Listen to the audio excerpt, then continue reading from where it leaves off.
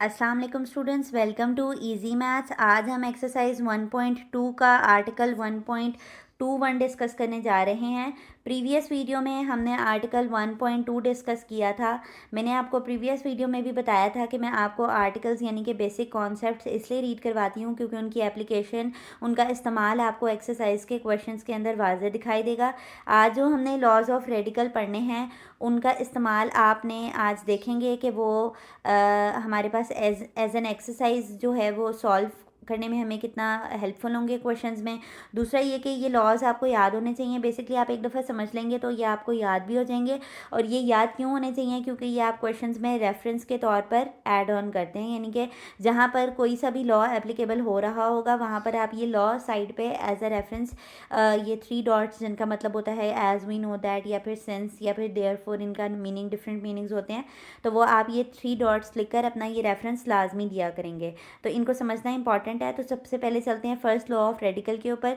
देखें, क्योंकि ये लॉज ऑफ रेडिकल हैं तो इसमें आपको रेडिकल का साइन लाजमी मिलेगा। हमने प्रीवियस वीडियो में ये डिस्कस किया था कि हम इसे क्या कहते हैं, रेडिकल साइन कहते हैं। तो जाहिर सी बात है, अगर हम लॉज ऑफ रेडिकल पढ़ रहे हैं तो हम इन्हें क्या बोलेंगे, हम इन्हें रेडिकल साइन का इस्तेमाल होता होगा इनके अंदर। ठीक है, तो सबसे पहले लॉ की तरफ चलते हैं। हमारा जो सबसे पहला लॉ है उसमें आपके पास यहाँ पर देखें कि अगर कोई दो नंबर्स हैं वो मल्टीप्लाई हो रहे हैं, 2 और 3 आपस में मल्टीप्लाई हो रहे हैं और इनके ऊपर मैं इसकी जो पावर दे देती हूँ रेडिकल के ऊपर, वो मैं 3 दे देती हूँ।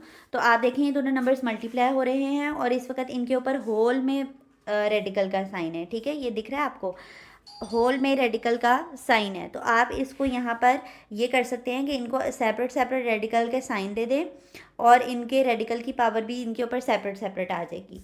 तो ये आपको वो सिंपली कह रहा है कि अगर दो नंबर्स मल्टीप्लाई हो रहे हैं तो आपने क्या करना है, आपने उन नंबर्स को सेपरेटली मल्टीप्लाई कर देना है और उनको सेपरेट सेपरेट रेडिकल के साइन दे देने हैं। अच्छा, यहाँ पर आपके पास जो है वो डॉट यूज़ हुआ है तो कुछ बच्चे कंफ्यूज होते हैं कि ये मल्टीप्लिकेशन नहीं है, ये पॉइंट है। तो देखें, जो आपके लेवल पे है ना, वो क्रॉस और डॉट दोनों जो है वो as a operator of multiplication इस्तेमाल होंगे।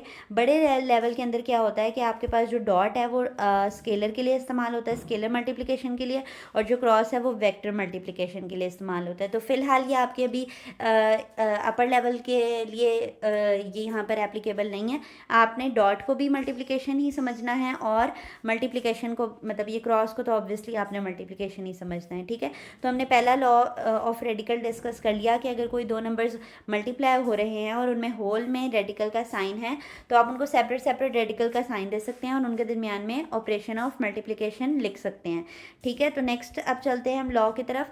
नेक्स्ट लॉ आपके पास है विद रिस्पेक्ट टू डिवीजन। अगर दो नंबर्स डिवाइड हो रहे हैं तो आपने क्या करना है, ये देखें यहाँ पे होल में इसके ऊपर रेडिकल साइन है। अगेन वही मल्टीप्लिकेशन वाली बात है कि आपने जो है वो इसकी डिवीजन में इनको सेपरेट सेपरेट आपने रेडिकल साइन दे देना है, ऑपरेटर उनका डिवाइड ही रहेगा। देखें यहाँ पे पहले ए और बी डिवाइड हो रहे थे और इसके ऊपर होल रेडिकल साइन क्या था, जिसकी पावर थी nth रूट था ये। और अगर मैं यहाँ पर सेपरेट सेपरेट इनको nth रूट दे दूँ तो ये अभी भी डिवाइड ही हो रहे हैं, बस इनको हमने रेडिकल साइंस इनके सेपरेटली अलॉट कर दिए हैं, प्रोवाइड कर दिए हैं। चलते हैं नेक्स्ट लॉ की तरफ। तो जो पहले दो हमने पढ़े हैं, वो पहला लॉ ऑफ रेडिकल है विद रिस्पेक्ट टू मल्टीप्लिकेशन और जो दूसरा लॉ ऑफ रेडिकल है वो है विद रिस्पेक्ट टू डिवीजन। चलते हैं थर्ड लॉ ऑफ रेडिकल की तरफ। थर्ड लॉ ऑफ रेडिकल बहुत ही सिंपल सा है। उसमें उसने हमें कहा है कि अगर आपके पास कोई नंबर है, यहाँ मैं 2 लिखती हूँ और इसकी पावर मैंने दे दी है 3 और इस पर जो रेडिकल साइन है वो है 4। अभी आप यहाँ पर इसको कैसे रीड करेंगे, फोर्थ रूट जो है वो उसके अंदर क्या लिखा हुआ है, रेडिकेंट है 2 और उसके ऊपर पावर क्या दी हुई है, उसकी एक्सपोनेंट क्या दी हुई है, 3 दी हुई है। ठीक है, तो यहाँ पर इस वक्त यहाँ पर होल में जो है वो है रेडिकल साइन। लेकिन अब अगर मैं यहाँ पर इसको लिखूँ तो मैं यहाँ पर इसका रेडिकल साइन लिखती हूँ, 2 लिखती हूँ, यहाँ 4 आ गया और ये होल में बाहर ले गई मैं 3। तो देखें यहाँ पे मैंने एक्सपोनेंट को होल में लिखा है, यहाँ पे मैंने रेडिकल को होल में लिखा है। तो ये वाइस वर्सा है, यानी कि आप पावर को भी होल में लेके जा सकते हैं, यानी जिसको मैं एक्सपोनेंट कह रही हूँ, और आप रेडिकल साइन को भी होल में लेकर जा सकते हैं। तो ये बहुत सिंपल सा था। आगे हम जब ये क्वेश्चंस सॉल्व करेंगे तो ये आपको बहुत आसानी होगी इनकी, जब हम एप्लीकेशन करेंगे, इनका इस्तेमाल करेंगे तो ये बहुत आसान से हैं। बस ये जो मैं रीडिंग का जो तरीका बता रही हूँ ना वो आपको समझ आना चाहिए। इसको हम पढ़ेंगे whole power m with nth root of a, जबकि इसको हम पढ़ेंगे whole nth root with a having exponent m। ठीक है, ये बात समझ आई आपको। नेक्स्ट लॉ ऑफ रेडिकल जो है वो इंतहाई आसान सा है। ये मैंने आपको प्रीवियस वीडियो में एक क्वेश्चन भी सॉल्व करके दिखाया था। ये बिल्कुल उसी तरह ही है। उसने कहा है कि अगर आपके पास यहाँ पर मैं यहाँ पर लिख लेती हूँ, यहाँ पर ये इसको क्यूब रूट ले लेती हूँ। ठीक है, एक मिनट रुकें। यहाँ पर मैंने क्यूब रूट ले लिया और अंदर मैंने पावर दे दी है 2 की पावर 3 दे दी है। ठीक है, ये दोनों सेम पावर्स ली हैं मैंने, क्योंकि आप देख रहे हैं यहाँ पर भी n है और यहाँ पर भी n है।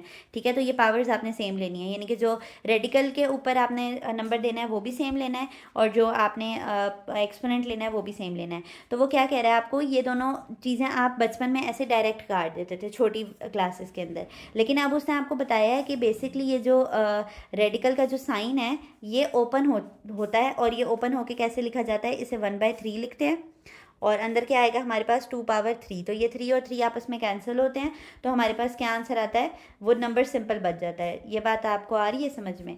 तो ये इंतहाई सिंपल, ये वाला सबसे ज़्यादा इस्तेमाल होगा आपके पास आगे आने वालों में, क्योंकि हम रेडिकल साइन के अंदर जो पावर आपके पास रेडिकल के ऊपर होगी, ये जो रूट का हमें पता होगा कि वो स्क्वायर रूट है, तो हम स्क्वायर अंदर बनाने की कोशिश करेंगे।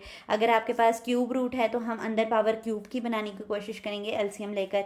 अगर पावर अंदर 4 है तो हम फोर्थ रूट लेंगे उसको कैंसिल करवाने के लिए। ठीक है, ये वाइस वर्सा है आपकी। और आप देखेंगे जब आप क्वेश्चंस में यूज़ कर रहे होंगे ना, तो अंदर अगर किसी रकम का स्क्वायर बन गया है तो बाहर आप देखेंगे वो स्क्वायर रूट ही होगा जिसको हम आपस में कैंसिल कर रहे होंगे। ठीक है, तो ये थे आपके लॉज ऑफ रेडिकल। होप आपको ये समझ आए होंगे।